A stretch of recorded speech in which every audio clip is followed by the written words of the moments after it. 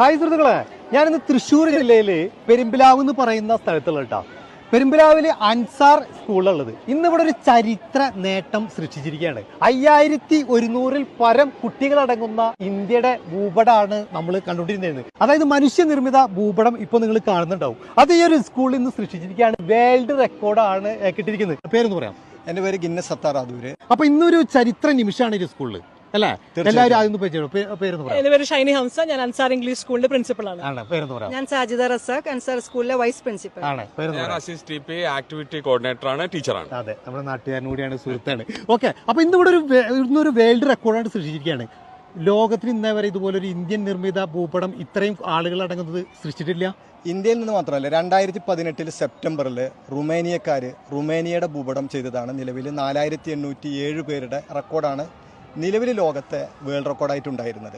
ഇന്ന് ഇവിടെ അൻസാർ